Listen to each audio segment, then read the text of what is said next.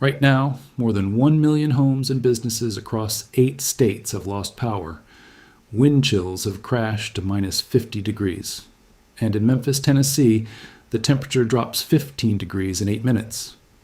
U.S. Homeland Security Secretary Kristi Noem describes what makes this different from any winter storm people think they understand. The situation is pretty unique, she says, because it is going to stay cold. Friday, January 23rd, 2026, 5:45 in the evening. Millions of Americans driving home from work. Weekend plans forming. Then the warning hits. Get off the roads. Freezing rain is falling. Bridges are glazing over.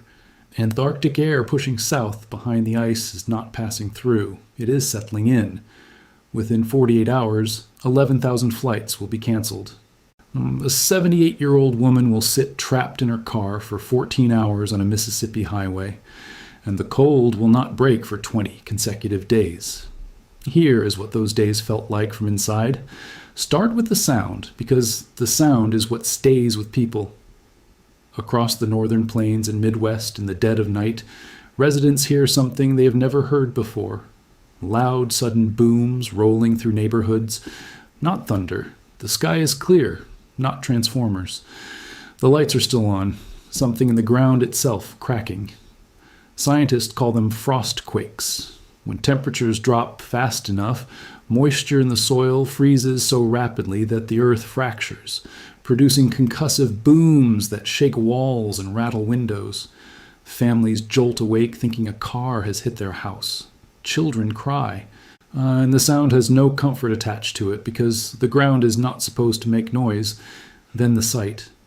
Friday evening into Saturday, the freezing rain coats everything. Not snow, ice, a thin transparent shell forming on every surface it touches. Roads become glass. Trees become crystal sculptures that will, within hours, become weapons. Branches snap under the weight and pull power lines down with them. The beauty of it is the cruelty. It looks pristine while it destroys everything it touches. Then the feeling.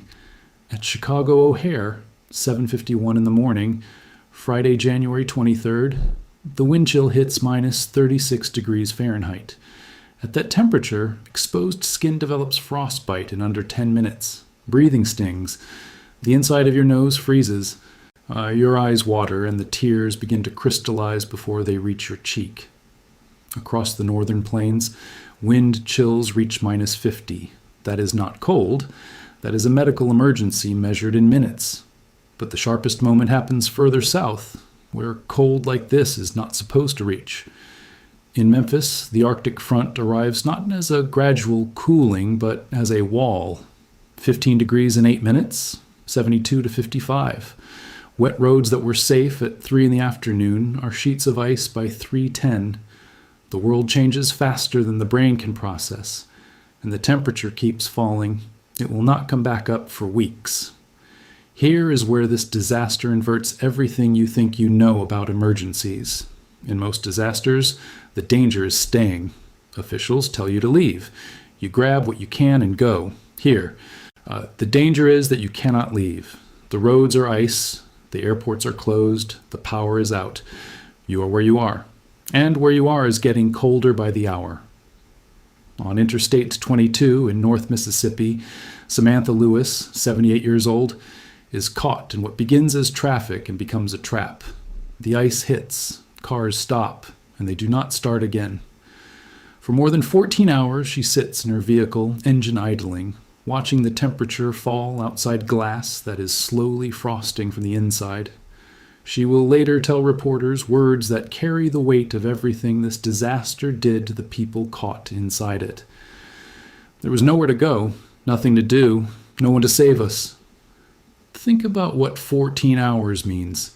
That is longer than a flight from New York to Tokyo. Samantha Lewis spends that time in a car seat on a highway in Mississippi, not knowing if her fuel will last, not knowing if help is coming, not knowing if she will survive the night.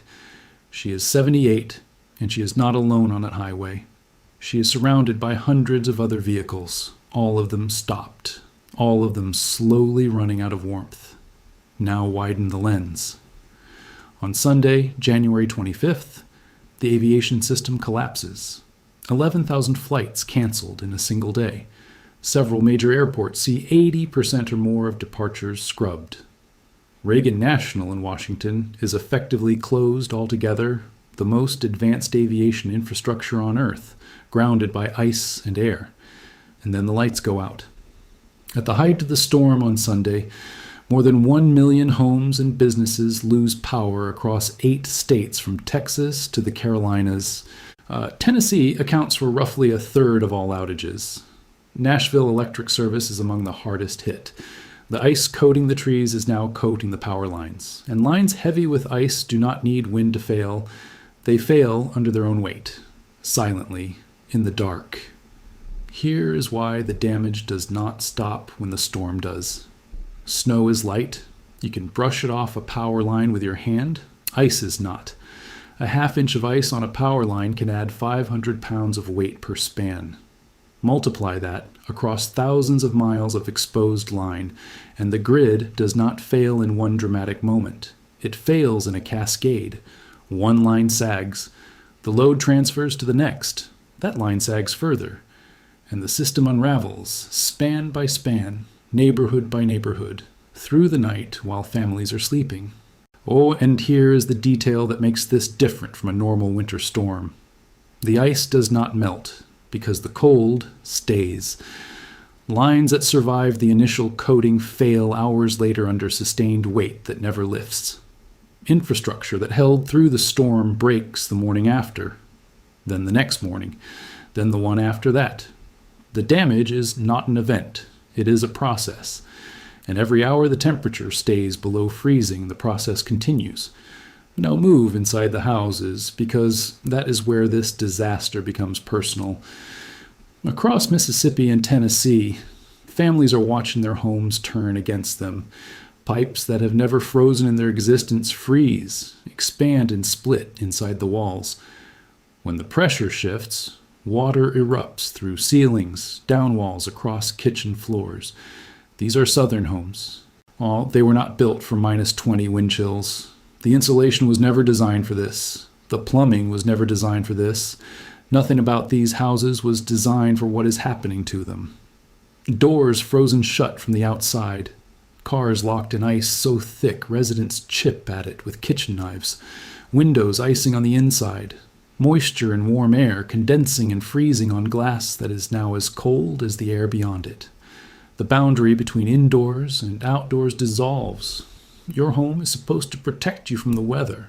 When the weather moves inside, that contract is broken, and it does not end in days. Chicago does not reach 32 degrees again until February 6th. 20 consecutive days below freezing. That is not a cold snap. That is a siege. Every day the cold holds, the damage compounds. More pipes burst. Or more ice accumulates, more lines fail, more fuel runs out. By January 29th, nearly a week after the initial hit, 296,000 customers are still without power. Tennessee alone reports 108,648. Mississippi reports 100,097.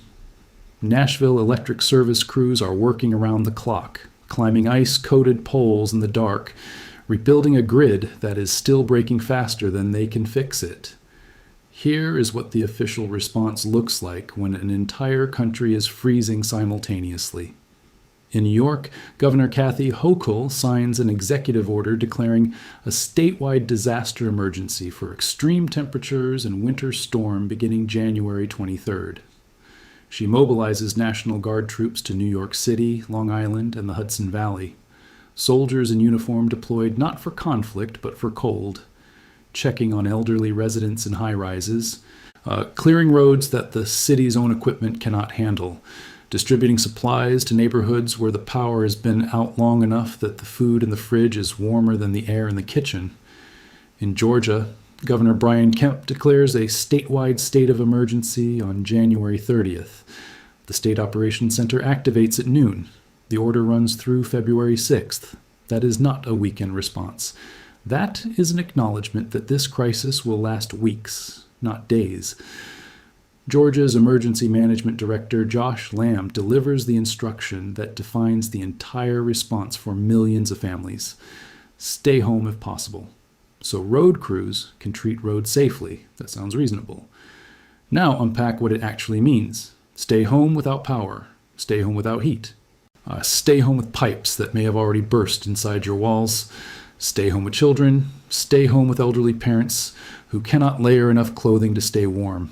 Stay home and hope the cold breaks before your resources do. At the federal level, the Department of Energy takes the extraordinary step of issuing emergency orders authorizing ERCOT, the Texas grid operator, to activate backup generation at data centers and major facilities. Additional orders allow PJM resources to bypass certain regulatory limits. When the federal government starts overriding normal grid rules, the message is unambiguous. The system is not coping. The system is failing, and the only option left is to tear up the rule book and generate power by any means available. And then there's the number that reveals how far south this crisis has reached. On February 1st, at approximately 8:45 in the morning, Miami records 35 degrees Fahrenheit, the coldest morning since December 2010, flirting with the coldest since 1989, palm trees and frost. This is not a northern problem anymore. The Arctic air has reached the tip of Florida. The entire eastern half of the country, from the Canadian border to the subtropical coast, is inside the same system. There's no warm place left to run to. And underneath all of the declarations and emergency orders and mobilizations sits a shadow that officials are careful with, but cannot ignore. The Consumer Product Safety Commission issues warnings about generator-related carbon monoxide deaths. This is the silent killer of winter power outages. When heat fails, families improvise. They bring generators indoors. They run them in garages with the door cracked.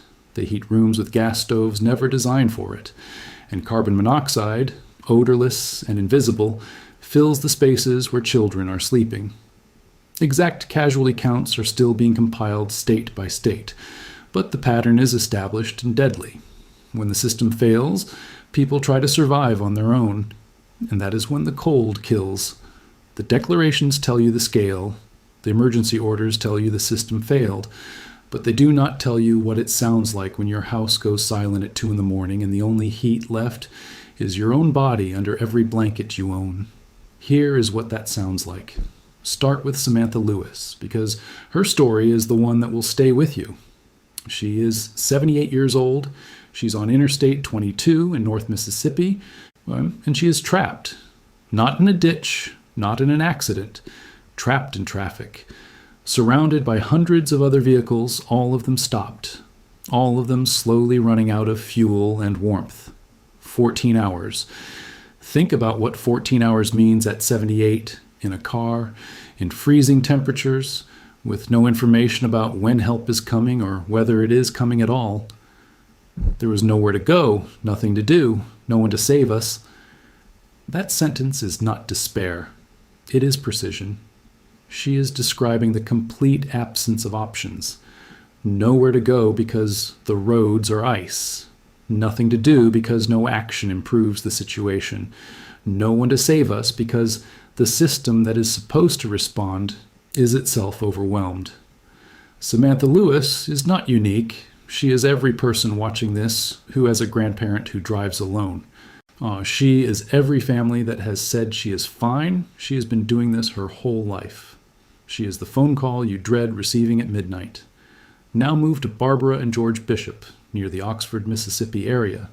When the power goes out in their home, it does not come back. Not in hours, not in a day. Days pass. The temperature inside descends to match the temperature outside. They improvise. Buckets for toilets because the pipes have frozen solid. Layers of clothing worn indoors that would be excessive outdoors in a normal winter. The boundary between shelter and exposure dissolving hour by hour. When reporters reach their area, families are describing conditions that read like wilderness survival scenarios. Except they are not in the wilderness. They are in their own bedrooms. Across Tennessee and Mississippi, hundreds of thousands of families endure some version of the Bishop experience. Elderly residents in homes that have never been insulated for this depth of cold, children sleeping in coats and gloves under piles of blankets, families gathering in whichever single room they can keep warmest, closing doors to the rest of the house, surrendering rooms one by one to the cold, parents making the calculation every parent dreads. Is it safer to stay in a freezing house with your children or risk the ice-covered roads to find warmth somewhere else? Neither answer is good. Both carry risk. And the clock does not stop while you decide. The cruelty of this disaster is not its intensity. Other storms have been colder. Other ice events have caused more outages in a shorter window.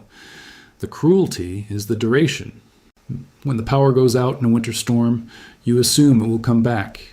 You wait a few hours. You wait overnight. You tell your children it will be fixed by morning. Then morning comes, and it is not fixed. Then another morning, and another. By January 29th, nearly a week after the initial hit, 296,000 homes are still dark. The peak was over 1 million. The restoration is grinding and incremental. Line workers are rebuilding the grid in the same ice that destroyed it. And for the families still without heat, each additional day is not an inconvenience. It is a survival question with a timer that no one can see and no one will answer. So what turned a winter storm into a multi-week national emergency? The answer is not complicated, but it is frightening because it means this can happen again. On January 22nd and 23rd, an Arctic air mass surges deep into the continental United States. Cold air from the polar region drops south across the plains and into the Mississippi Valley. Arctic outbreaks happen. They are not rare. What makes this one different is what comes with it and what happens after. What comes with it is winter storm firn, not snow. Freezing rain and sleet. The ice coats every surface across the Mid-South, and then the Arctic air locks in behind it like a door slamming shut. This is the combination that breaks everything. Ice damage followed by sustained extreme cold that prevents melting, prevents repair, prevents recovery. The ice does not clear because the temperature never rises high enough to clear it. The weight stays on the lines. The freeze stays in the pipes. And every hour it holds, the damage deepens. In Memphis, where the speed of the temperature change tells the whole story. 15 degrees in 8 minutes. Across the plains and Mississippi Valley, temperatures plummet 40 to 60 degrees in several hours. That speed overwhelms everything. Human systems cannot adapt that fast. Mechanical systems cannot adapt that fast. A road that is safe to drive on at 3 in the afternoon is a sheet of ice at 3:10. Infrastructure designed for gradual winter cooling cannot survive a temperature that halves in an afternoon. But the arrival is not the real trigger. The real trigger is the refusal to leave. Noam identified it precisely. It is going to stay cold. Chicago endures 20 consecutive sub-freezing days. The Deep South experiences cold it has not seen in over a decade. And every day the cold holds, the crisis deepens, because the ice stays on the lines. The pipes stay frozen. And the families without power stay without power. Tonight, Samantha Lewis is not on Interstate 22 anymore. But somewhere in Mississippi, someone else's grandmother is in a house without power, deciding whether to run the generator one more hour or save the fuel for tomorrow. Barbara and George Bishop are cleaning up water damage from pipes that split inside walls they built their life around.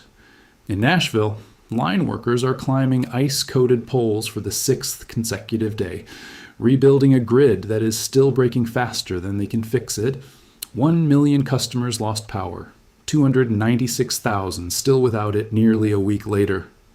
11,000 flights canceled in a single day.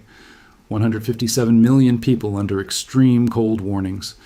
20 consecutive days below freezing in Chicago.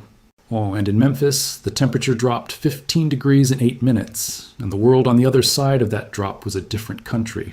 For the families still without heat, the question is not when it will get warm.